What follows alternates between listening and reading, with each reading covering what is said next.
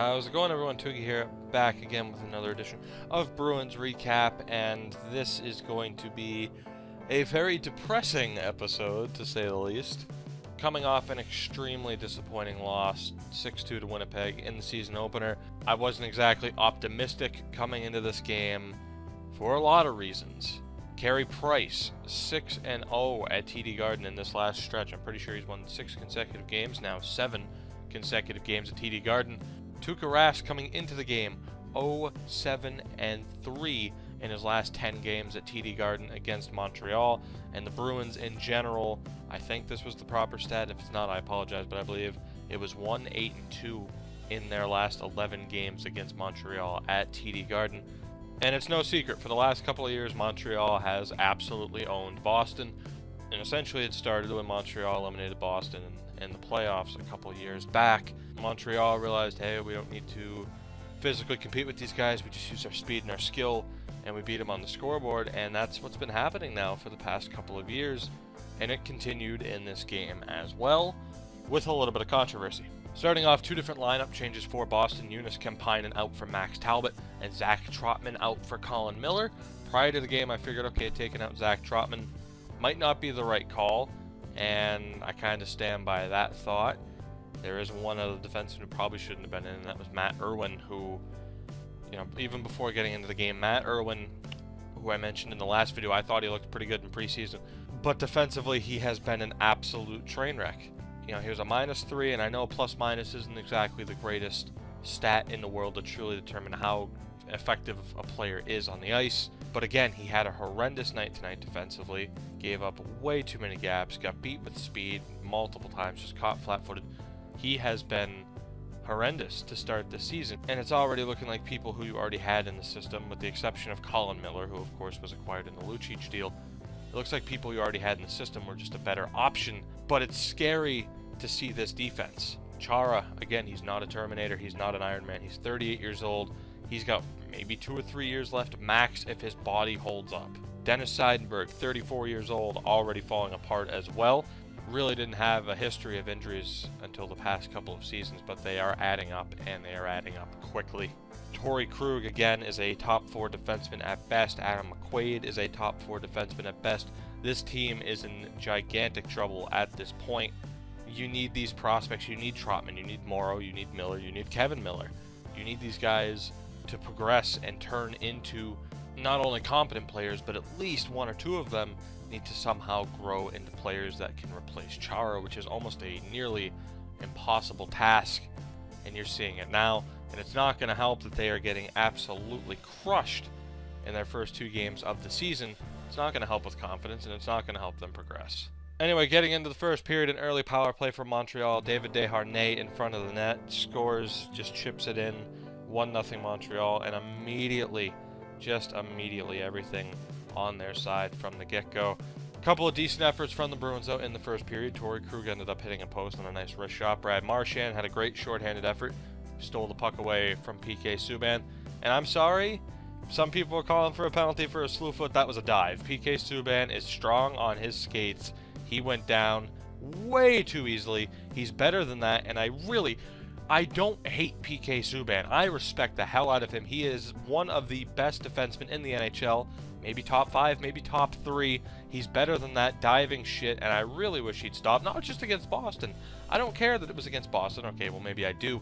But really, just stop with the fucking diving. You are better than that. You are a perennial Norris candidate. Just cut it out. That turned into a ramp, and anyway, Marchand hit the post on that effort, and that was really it for the first period. Pretty strong back and forth for the most part. Montreal definitely got the better of the first period. Second period, though, is where everything falls apart again. Early on, a good passing play from Montreal. Again, weak defense. If you played stronger defense and you had better defenders, probably wouldn't have happened. Lars Eller takes advantage, 2-0 Montreal. And then the controversy kicks in. A called-off goal for Louis Eriksson. Patrice Bergeron and Alexei Emelin in front of the net. Bergeron gets shoved into him cleanly by Emelin. It's highly evident Bergeron's doing everything he can to avoid contact with Price. Puck goes in, refs call it off. We get our first coach's challenge, the first for the Bruins in their history, and it's still called off. I have no idea how. Absolutely unreal, and this decided the game. Immediately after, Lars Eller scores again. It's a good play, terrible defense. Montreal takes advantage. Would that have happened after the momentum change? I'm not going to say yes, I'm not going to say no, because that would be unfair, and we are never going to know for sure. But momentum plays a big part of hockey, plays a big part of every sport, and the Bruins getting that goal called off absolutely changed the outcome of this game. And I'm sorry, I don't see any way how you can possibly say this was not a goal. How you can possibly say Alexei Emelin wasn't just, trying to shove Bergeron into the crease. He went after Bergeron again in this game. Very blatant what he did, but they get away with it. The refs certainly didn't have their best game. I'm not going to sit here and blame the refs. But again, later on, Alexei Emelin targets Bergeron, a cheap hit, blatantly targeting the knee. He only gets an interference minor, but it's a just ridiculously dirty hit.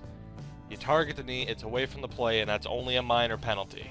I would hope the NHL at least looks at that and tells Emelin to fuck off. That was ridiculous. You talk about players, particularly on Montreal and Boston, that have certain reputations. Well, Alexei Emelin is known for going for some pretty dirty hits, particularly against Boston. This was another one of them, thankfully. As far as we know, Bergeron's not hurt. He played the rest of this game, but still kind of annoying. 2 consecutive games. Burmistrov with an elbow to his head, and then Emelin goes after his knee. I hope teams get the memo. Boston's fucking bad enough. You don't have to target Bergeron and take him out too. Although if you want to, feel free, because I would love for the Bruins to eventually finish dead last, get Austin Matthews, and then trade him away for a bag of fucking pucks 3 years from now. Anyway, Montreal continues to essentially dominate the game. Towards the end of the period, the Bruins get some good zone time. A bit of broken defensive play for Montreal, and that broken play results in a goal in front for Matt Bolesky, his first as a Bruin. Just a typical grinded out play. Bolesky behind the net tries to feed Pastrnak in front, but it deflects and goes in clean off of Price. Third period, and it gets even worse. Another debatable call. Ryan Spooner gets ejected for boarding. Was it a penalty? Absolutely, and I will certainly not argue that. Is it a major? That's subjective. You can see it one of two ways. There's no denying he hit him right in the numbers, got him a little bit high, but is that a major? I'm not sure, but essentially this ended the Bruins' hopes of being able to come back in this game. Brian Marchand also took a penalty and made it a 5-on-3. The Bruins killed it, but again, that kills the time. Link down in the description below to a Twitter handle, Bruins_stats, a solid Twitter handle, an underrated Twitter feed. These guys do some good stuff, and they posted a certain stat midway through the third period that the Bruins only had 10 5v5 shots on goal. 2 of them were from behind the blue line, 3 are from the blue line. They got absolutely stomped. Brad Marchand also left the game early. He caught an accidental elbow from Dale Weiss. No worries there, other than the fact that Marchand left the game. It wasn't a dirty hit from Dale Weiss. Montreal made it 4-1 at the end of the game. Thomas Plekanec with an empty net goal. His 500th point in the NHL. Congratulations to Thomas Plekanec. Bergeron ends up getting a goal back in the final score, 4-2. The Bruins outscored 10-4 in their first 2 games. Now look, as I said earlier in the video, and we will revisit this, Montreal was absolutely the better team, and even if Eriksson's goal counted, I'd still bet a hell of a lot of money Montreal would have won this game. They were absolutely the better team. Another stat line from Bruins_stats, again linked down in the description. They were held with less than 30 shot attempts, 5-on-5, which only happened twice last year. Montreal had the Bruins in their damn back pocket all game long. And honestly, I feel for Claude Julien, and if he wants to save his job for a little bit longer, I recommend a few things. Number 1, Matt Irwin. Scratch him for the next game. He needs to, I don't know who you can scratch him for. Get Trotman back in the lineup. Matt Irwin has been a disaster. David Pastrnak needs power play time. That almost goes without saying. And the third piece of advice for Claude Julien, visit some voodoo witch doctor and sacrifice your own leg. Sacrifice any body part you possibly can to get Zdeno Chara and Dennis Seidenberg back in this lineup and have them stay healthy, because without that, this is going to be an absolutely horrendous season. Despite the pieces you still have, it's very evident the defensive prospects are not ready. It's been shown through 2 games where they've gotten absolutely ripped apart. So I'm going to end the episode here, guys. Let me know down in the comments below. What do you think of this game, and what do you think of the Bruins' struggles thus far? Is Dan O'Rourke the worst official in the NHL? He's certainly in my top 5 at this point. But again, let me know down in the comments below what you guys think thus far. Leave a like if you've enjoyed the video. It's very much appreciated. Subscribe as well if you feel so inclined. That is also very much appreciated. And I'll catch you guys next time.